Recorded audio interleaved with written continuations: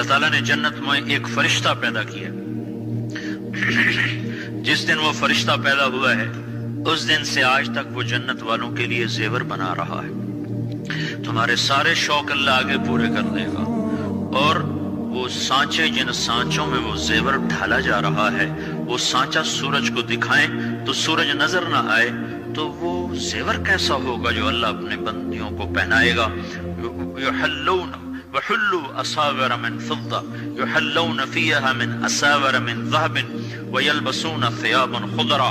सोने के कंगन, सब्ज रेशम के जोड़े, जिनका ताना बाना अल्लाह ताला के अमर कुन से नूर के धागे से बनाया जाएगा। और वो 100 जोड़े भी पहन ले तो उसका कोई वजन ना होगा। यहाँ एक वेस्टकोट ही पहन लो तो उसका भी वजन महसूस होता है, वहां 100 जोड़े भी पहनोगे तो उसका वजन कोई ना होगा। हर जोड़े का रंग रूप दूसरे से जुदा होगा। अब लो जिंदगी का मजा, मौत मर गई सदा जिंदा रहो, बुढ़ापे चले गए सदा जवान रहो, बीमारियां चली गई सदा सेहतमंद रहो, फकर गुर्बत चली गई सदा मालदार रहो। और खाने की लज्जतें उठाओ, बहाना खत्म कर दिया गया। पीने की लज्जत उठाओ, पेशाब खत्म कर दिया गया। जितना खा ले बहाना नहीं, जितना पी ले पेशाब नहीं। और पीने के 3 महफिलें मेरे अल्लाह ने लगाई हैं। इन्नल अबरार यशरबून मिन कासिन कान मिजाजुहा काफूरा। एक जन्नत का दर्जा है जहां जन्नती मर्द औरत खुद जन्नत की शराब सुराहियों से उंडेल कर गिलास में डाल डाल के पिएंगे। एक उससे ऊपर क्लास है जो आला दर्जे के लोग हैं। युस्कून फीहा कसन कान मिजाजुहा जंजबीला। जहां वो बैठे हुए होंगे, मियां बीवी, भाई बहन, मर्द औरत, दोस्त सहेलियां, और उनके लिए खुद्दाम आएंगे और उनको डाल डाल के पेश करेंगे और उनके लिए तश्तरियों में धर के उनको आगे दिया जाएगा। उनको पेश करने वाले गुलाम होंगे। एक दर्जा सबसे आला है जो वीवीआईपी लोग जिनको कहा जाता है, दुनिया के आखिरत के वीवीआईपी लोग, इंतहाई स्पेशल, जन्नतुल फिरदौस के खास मर्द औरत, जहां सकाहुम रब्बुहुम शराबन तहूरा, जहां अल्लाह खुद अपने हाथों से जाम भर के पिलाएगा। काश तुम्हें ये शौक लग जाए, तुम फातिमा की बेटियां बन के जिंदगी गुजारो, मगरिब की बेटी मत बनो। मगरिब नंगा हो गया है, उसने अपनी तहजीब को गंवा दिया है। मैं भी एक चौक में खड़ा हुआ तुम्हारे पास आते हुए, तो ये टेलीफोन कार्ड वालों का बड़ा इश्तिहार लगा हुआ है। वो लड़कियों के नाचने की तस्वीरें तो होती थी, एक बूढ़ी औरत के नाचने की भी तस्वीर लगी हुई है। औरत इतनी बेकीमत हो जाएगी, मेरी बच्चियों ये आजादी नहीं है, अल्लाह की कसम। वो बातिल चाल खेल गया, आजादी के नाम पर उसने औरत की इज्जत को नीलाम कर दिया है। आजादी इसका नाम नहीं है कि एयर होस्टेस बन के 300 मुसाफिरों की 8 घंटे खिदमत करे, हर हवसनाक नजर उसका तवाफ करे, कोई उसको किसी नजर से देखे, कोई किसी नजर से देखे, कभी किसी से टकराए, कभी किसी से टकराए। ये आजादी है, ये आजादी है। हमारा ऑस्ट्रेलिया से सफर हो रहा था, सिंगापुर 8 घंटे की मुसलसल फ्लाइट थी। ओहो, बड़ा जंबू जहाज, और वो लड़कियां इधर भाग रही उधर भाग रही। एक मुझे वहां ख्याल आया, दूसरी दफा हमारा सफर न्यूयॉर्क से था। न्यूयॉर्क से हम चले और काहिरा हम उतरे। काहिरा 11 घंटे का मुसलसल जहाज का सफर, मुसलसल 11 घंटे एक टांग पे खड़े होके लड़कियां भाग रही, वो लड़के एयर होस्टेस भाग रही, और उसके साथ 300-350 का मुसाफिर जहाज है। हर नजर उनको तवाफ भी करती है, बुलाती भी है, पुकारती भी है, ये पागल। और एक लड़की घर बैठकर अपने खामिद की खिदमत करती है, अपने बच्चों को पालती है, और उसका खामिद उसको बाहर से कमा के ला के देता है और उसे घर में इज्जत के साथ रखता है। इसका नाम गुलामी रखा, उसका नाम आजादी रखा। होटल में वो चाय सर्व कर रही है, ये आजादी है। और वो काउंटर पे जनरल स्टोर पर 8 घंटे खड़े होकर وہ سارا دن تھکن سے چور ہو جاتی ہے، پھر اس نے گھر جا کے کھانا خود تیار کرنا ہے۔ وہ گھر میں اس کا خامند کوئی نہیں بیٹھا، وہ بوائے فرینڈ ہے، وہ آج اس کے ساتھ ہے، کل کسی اور کے ساتھ ہوگا۔ ایک ڈرامہ رائٹر تھے اشفاق احمد خان رحمت اللہ علیہ، میری ان سے اچھی دوستی تھی۔ تو جب ایک دفعہ ہماری ان سے ملاقات ہوئی، جنید جمشید نے ان دنوں تازہ گانا چھوڑا تھا، توبہ کی تھی، تو وہ ابرار مجھے ملنے کے لیے، ابرار یہ جو آج کل گانے گاتے وہ مجھے ملنے کے لیے آئے۔ تو ہم ایک گھر میں تھے، تو وہ اشفاق صاحب کہنے لگے کہ میں اس تبلیغ کے کام سے متاثر ہوا انگلینڈ میں، کہ ہم ایک پارک میں بیٹھے تھے، ایک جماعت آئی تبلیغ والوں کی، انہوں نے آ کے مغرب کی اذان دی، نماز شروع کر دی، 15-16 لڑکیاں وہاں کھڑی تھی۔ ایک نماز ختم ہوئی تو لڑکیاں آگے بڑھیں، تو میں نے اپنی بیوی سے کہا چلو ہم بھی چل کے سنیں یہ کیا کہتے ہیں۔ تو جب وہ پہنچے ہم وہاں، تو وہ لڑکی نماز پڑھانے والے سے کہہ رہی تھی آپ انگلش جانتے ہیں؟ اس نے کہا جانتا ہوں۔ کہا آپ نے کیا کیا ہے؟ کہا ہم نے عبادت کی ہے۔ اس لڑکی نے کہا آج تو اتوار نہیں۔ انہوں نے کہا ہم دن میں 5 دفعہ پڑھتے ہیں، 5 دفعہ۔ مجھے نہیں پتا ان بچیوں میں کتنی ہیں جو 5 دفعہ نماز پڑھتی ہیں، شاید کم ہی ہوں گی۔ اللہ کرے تم سب کو یہ دولت نصیب ہو جائے۔ یاد رکھنا، سجدوں میں سر رکھے بغیر نہ کبھی کسی نے اللہ کو پایا نہ پا سکتا ہے، اور سجدوں میں آنسو بہائے بغیر نہ کبھی کسی نے دل کی دولت کو سمیٹا ہے نہ کوئی سمیٹ سکتا ہے۔ یہ دل کا چین و سکون میرے اللہ کی قسم پیشانی کو زمین پر رگڑنے میں ہے، اور اس پیشانی پر آنسو بہانے میں ہے۔ باتوں سے بات نکل آتی ہے۔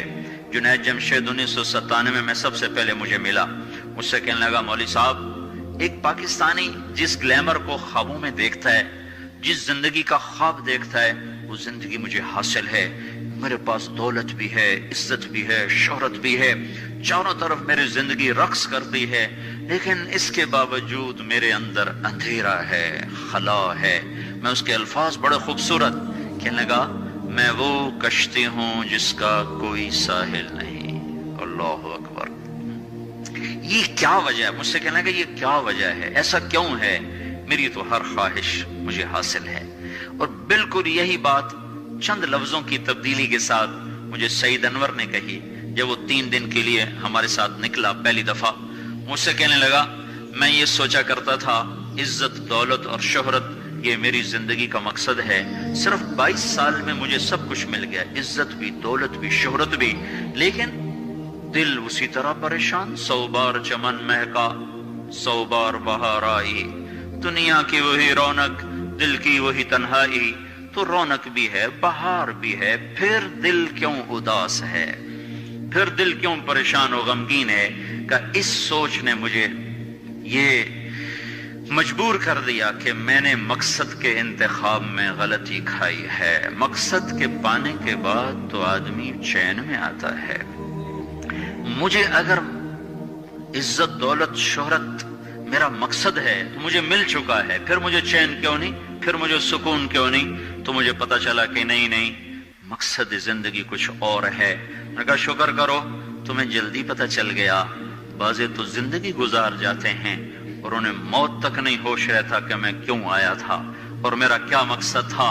جو لوٹ آئیں کچھ کہنا نہیں، بس دیکھنا انہیں غور سے، جنہیں منزلوں پہ خبر ہوئی کہ یہ راستہ کوئی اور تھا۔ چل چل تھک گئے، جب آگے پہنچے تو دیکھو غلط جگہ آ گئے، واپس مڑنے کا وقت ختم ہو چکا ہے، شام ہو چکی ہے، اندھیرے چھا چکے ہیں، اب واپس مڑنے کا راستہ نہیں ہے۔ شکر کرو کہ اللہ تعالیٰ نے ہمیں ایمان کی دولت عطا فرمائی، اور تم 22 سال کی، تم جلدی 30 برس کی عمر میں ہی تمہیں ہوش آ گیا کہ نہیں میری زندگی کا مقصد کوئی اور ہے۔ اس نوجوان نے کہا ہم دن میں 5 نمازیں پڑھتے ہیں۔ اس لڑکی نے کہا یہ تو بہت زیادہ ہے۔ تو اس نوجوان نے کہا، لمبی خیر بات ہو جائے گی، آخری بات بتاتا ہوں۔ تو جب وہ بات ختم ہو گئی تو اس لڑکی نے آگے ہاتھ بڑھایا کہ اچھا خدا حافظ۔ تو اس نوجوان نے کہا میں آپ کو یہ ہاتھ نہیں لگا سکتا۔ اس لڑکی نے کہا کیوں؟ کہا یہ ہاتھ میری بیوی کی امانت ہے، یہ صرف اسی کو چھو سکتا ہے اور کسی کو نہیں چھو سکتا. تو لڑکی کھڑی تھی، اس کی چیخ نکلی اور زمین پہ گر گئی اور اس کی ہچکیاں لگ گئی اور وہ پھوٹ پھوٹ کے رونے لگی اور کہنے لگی وہ لڑکی کتنی خوش قسمت ہے جس کے تم خامند ہو، کاش یورپ کے مرد بھی ایسے ہوتے. اور روتی ہوئی آنسو بہاتی ہوئی اٹھ کے چل دی.